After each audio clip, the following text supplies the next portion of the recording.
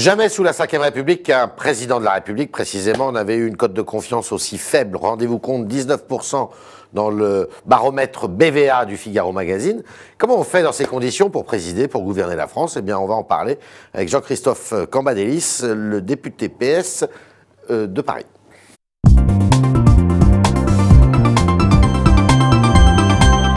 Bonjour Jean-Christophe Cambadélis. Bonjour. 3 petites questions, oui, non, pour commencer. Voterez-vous contre toute proposition de loi visant à régulariser ou à légaliser plutôt la PMA pour les couples de lesbiennes en France? Oui. Vous voterez contre? Je voterai contre.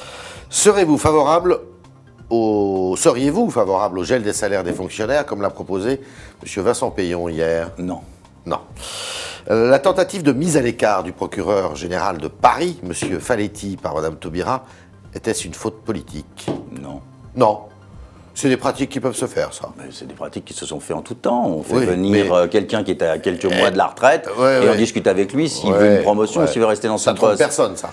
Non, mais écoutez, ça trompe personne. Je veux dire, on ne peut pas croire que la majorité précédente ait eu ce genre de pratique. Sauf qu'elle fait le contraire de ce qu'elle dit.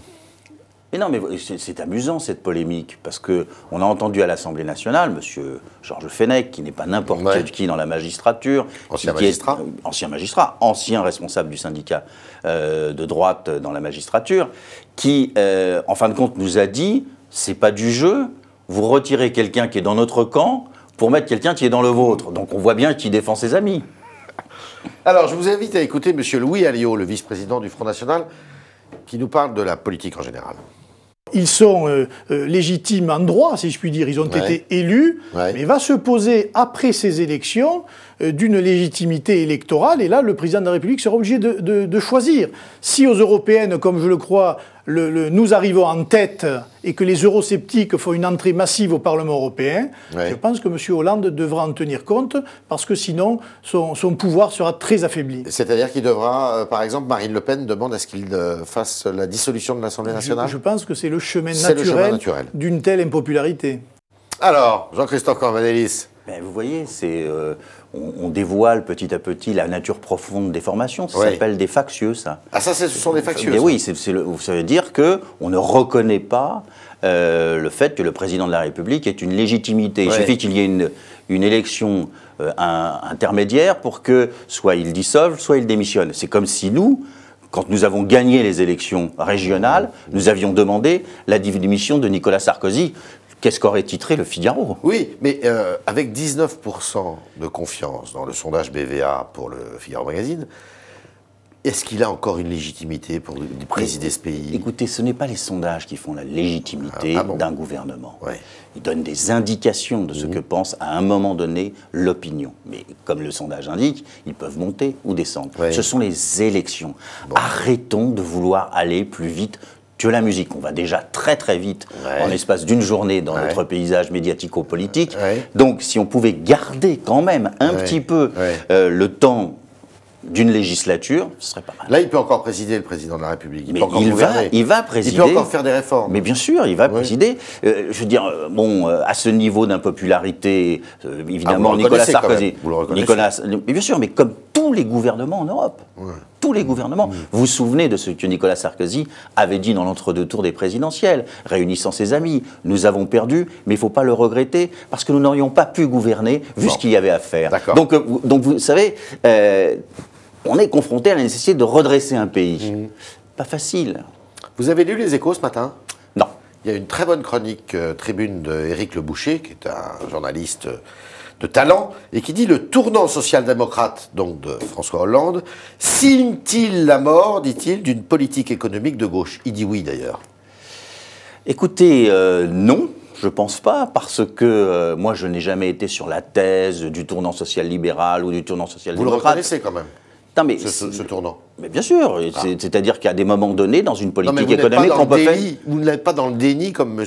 Leroux, par exemple. Non, mais je suis dans le déni du social-libéralisme qui correspond à quelque chose de très particulier. Là, je vous parle de social-démocrate. Social-démocrate, oui, à partir du moment où vous demandez à la puissance publique et à l'État d'intervenir en faisant une politique de l'offre. Mais demain, ça peut être une politique de la demande. La question, c'est quel est le but? On ne va pas s'enfermer pour des logiques. La politique de gauche habituelle, classique, traditionnelle, celle du Bourget, c'est mort, ça. Mais ce n'est pas mort, elle peut revenir à tout instant. Ouais. Et d'ailleurs, on devrait s'en méfier. Vous avez dit ce matin, chez des petits confrères, chez des confrères, pardon, que le patronat se dérobait face au pacte de responsabilité. J'ai l'impression, oui. Je suis un peu perplexe sur l'attitude de M. Gattaz. Ouais. Il abhorrait un badge 1 million d'emplois. Ouais. Il l'a enlevé. Et il l'a enlevé. Bon. Et d'un seul coup, il n'y a plus d'engagement. Je ne parle même pas, de contrepartie. Ouais. D'engagement. C'est, je prends mon gain, c'est-à-dire l'exonération des charges... 5-6 milliards d'euros. Voilà, je prends mon gain. Vous êtes d'accord avec ce chiffre, je connais la polémique là-dessus. Je prends mon gain, et puis, pour le reste, ça m'appartient. Le chômage, c'est au gouvernement de se débrouiller. Vous estimez qu'il doit y avoir donnant-donnant? J'estime qu'on doit faire un compromis. C'est nécessaire à la société française, c'est nécessaire à sa compétitivité, la compétitivité de la France, et c'est nécessaire au dialogue. Mais vous ne pouvez pas dire aux entreprises, vous embauchez alors qu'elles ne savent pas encore quels seront leurs résultats dans 1, 2 ou 3 ans. Je n'ai pas dit ça. Je n'ai pas dit ça, vous m'avez bien entendu. Oui. J'ai dit, il faut investir. Alors, investir, ça veut dire qu'on peut embaucher, mais on peut aussi investir dans l'entreprise, on peut investir sur le plan des salaires en fonction du carnet de commandes, évidemment, mais on peut investir.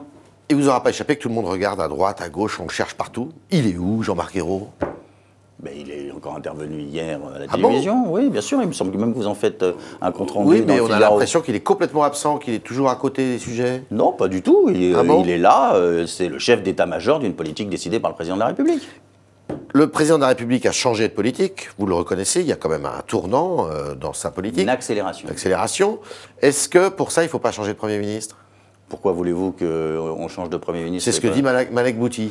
Oui, mais Malek Bouti, bon, il a décidé, il a un problème avec le Premier ministre, il faut qu'il se soigne. Il a dit ici même que c'était le poids mort du gouvernement. Écoutez, je ne voudrais pas polémiquer avec Malek Bouti, ça ne mérite pas d'y passer du temps dans votre émission. Vous trouvez normal qu'il soit rappelé à l'ordre par le Parti Socialiste, de ce point de vue? Oh oui, je crois qu'on a été très généreux. Il va trop loin, Malek Bouti? Il va très très loin, oui. Oui, beaucoup trop loin. D'accord. Est-ce que Valls, donc, qui chute dans les sondages, pourquoi? Ça, les politologues vont pouvoir nous le dire, puisqu'il chute dans l'ensemble des catégories et des sondages. Mauvais résultat sur le front de la lutte contre la délinquance? Vous savez, c'est un petit trou d'air comme tous les leaders politiques en connaissent. L'affaire Dieudonné, peut-être, il suffit de regarder. Mais il avait raison dans l'affaire Dieudonné. Il n'en a pas fait trop, là? Mais non, il a réussi. Alors, il y a d'autres qui ont une autre thèse, qui disent qu'il est trop présent médiatiquement, on le voit partout. Donc, ça commence à bien faire. Mais vous savez, il occupe un espace qui n'est occupé par personne d'autre. Oui. On l'invite. C'est quand même vous qui faites les invitations, les journalistes. C'est quand même pas lui qui dit « toc, je veux passer à telle ou telle émission ». Bon, voilà. Parce que c'est un bon client, parce qu'il a des réponses percutantes, parce qu'il est populaire. C'est normal. Qu'il soit là, il est utile pour la majorité, il est utile pour le gouvernement. Alors, il y en a un autre qu'on cherche partout. Il se fait désirer. C'est Harlem. Harlem Désir. Alors, il est où? Harlem Désir, aujourd'hui, est à la tête du Parti Socialiste. Il l'anime. C'est un bon premier secrétaire du PS? C'est un premier secrétaire du PS qui tente de faire entendre la voix de celui-ci dans une situation où on est au gouvernement et impopulaire. Il tente de faire entendre la voix du PS ou de faire entendre sa propre voix? Non, la voix du Parti Socialiste. Oui. Mais il y a d'autres socialistes en France, donc vous n'avez pas besoin de lui. Oh, bon, vous exagérez, il est quand même patron du Parti Socialiste. C'est comme si vous disiez on n'a pas besoin de Copé parce qu'il y a d'autres UMP dans cette formation politique. Il ne faut pas le changer, Harlem Désir? Écoutez, moi je dis que dans le moment présent, il faut faire front, tous ensemble. Il sera temps de discuter de tout ça plus tard. Est-ce que vous êtes d'accord pour dire que le quinquennat a un petit peu changé la vie politique française, dans son rythme, mais aussi dans son leadership, et que le président de la République, qui sous le septennat était tel un monarque, aujourd'hui c'est vraiment lui qui est au front, qui doit tout le temps être sur le devant de la scène? C'est vrai. Ce qui est le cas. C'est vrai. Parce qu'on n'a peut-être pas fait suffisamment Hollande au début. C'est vrai, ce n'est pas sans problème, oui. Parce qu'il faut garder à la fonction présidentielle sa dimension d'arbitre. On ne peut pas être un super Premier ministre, il faut être capable de rassembler l'ensemble des Français. Et donc il y a deux demandes contradictoires, sur lesquelles d'ailleurs Nicolas Sarkozy avait buté. Qui sont lesquelles? On veut quelqu'un qui agisse dans l'instant pour sa majorité, et on veut quelqu'un qui soit le garant de l'unité nationale. Donc ces deux temporalités sont difficiles à manier. Et ce quinquennat est une bonne chose pour le coup? Le quinquennat, moi j'étais favorable à l'époque d'un septennat sec. D'accord, comme Raymond Barre en fait. Absolument. D'accord. Et vous militez toujours pour ça? Absolument. Ok. À Marseille, alors on a appris la candidature de l'ancien président de l'OM, Pape Diouf. Il roule pour qui? Il pourrait rouler pour Gaudin? Ben, à partir du moment où il ne roule pas pour nous, c'est qu'il roule soit pour lui, soit pour d'autres. D'accord. Donc on verra dans la constitution de sa liste à qui il veut prendre des voix. D'accord. Il peut être gênant?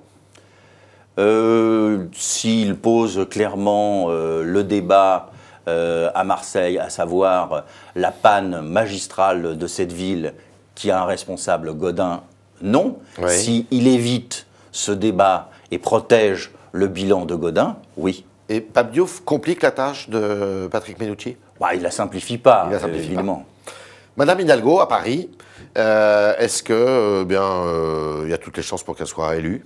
Vous savez, c'est à Paris comme dans toute la France, il faut faire attention aux victoires annoncées. D'accord. Tout dépendra de la participation et de l'abstention. Vous redoutez l'abstention? Oui, il peut y avoir un abstentionnisme fort ou plus fort à gauche qu'à droite, auquel cas nous serions dans la difficulté. Jamais sous la Ve République, un gouvernement impopulaire a gagné des élections intermédiaires. Donc je ne vois pas comment on pourrait les gagner. On peut résister, on peut gagner un certain nombre de villes, évidemment, mais globalement, il y aura des difficultés. Encore que j'observe que ces difficultés ne sont pas dues à un dynamisme de l'UMP, mais à un abstentionnisme dans notre camp. Donc un rejet de votre camp? Pas un rejet, une bouderie de premier tour, oui, c'est possible. Et ça peut être aussi le cas au deuxième? Je pense pas. Je pense qu'au deuxième tour, nos concitoyens se mobiliseront, mais enfin, je préférerais qu'ils viennent au premier. D'accord. Alors, c'était le talk Orange Le Figaro de Jean-Christophe Cambadélis, qui nous a dit que le président de la République avait effectué une accélération de sa politique et que c'est pas pour autant que la politique de la demande était complètement écartée. Pas raison de changer de Premier ministre, contrairement à ce que dit Malek Bouti, qui va un peu trop loin dans son verbe et dans ses propos. Et que, Pape Diouf, à Marseille, il facilite pas la tâche quand même de Patrick Mennucci, le candidat PS. Merci Jean-Christophe Cambadélis. Merci à vous.